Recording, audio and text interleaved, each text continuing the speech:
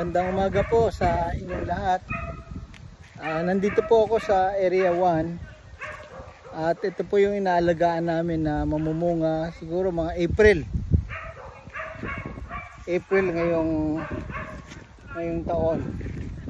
At makikita nyo napakaganda ng kanyang mga dahon, malalapad na. Ito na yung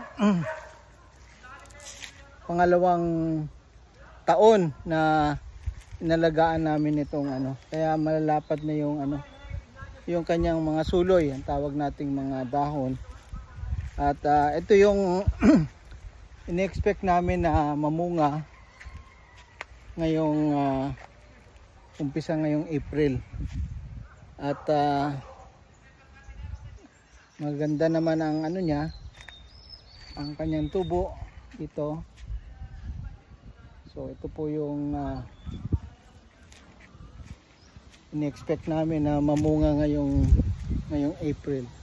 Siguro March mag-aano na siya, mamumulaklak lang. Kaya magre-report kami ng sa inyo. Samantalang dito dinugtungan namin ng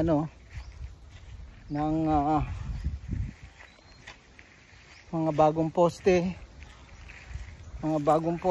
Ito additional of around 180 na poste po.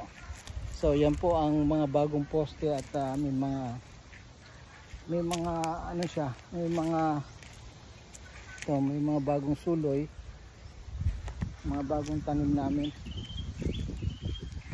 Ito mga 1 year at bubunga na po itong bagong dragon fruit natin. Ang variety po nito ay pula, kaya madali lang siya mamunga. Mga isang taon mamunga na yan.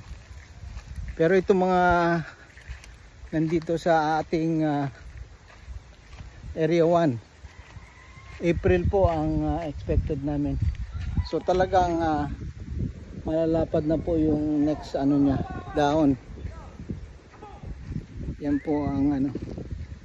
po ang magandang balita na ito, magandang dahon niya.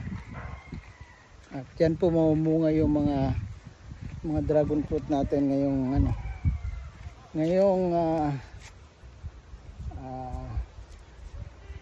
April.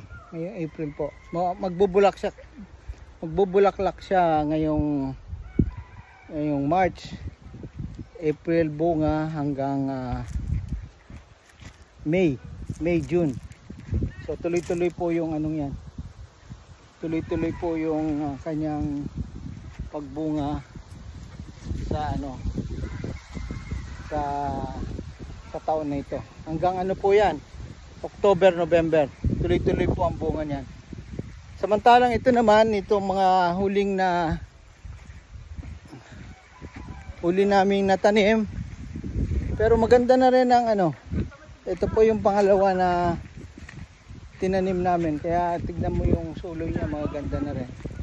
Maganda na rin yung kanyang dahon. At ito mga expect namin mga late November or December. Magbubulaklak po ito.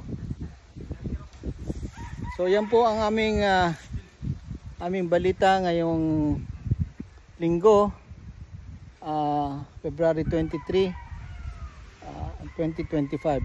Happy Sunday sa ating lahat. Salamat.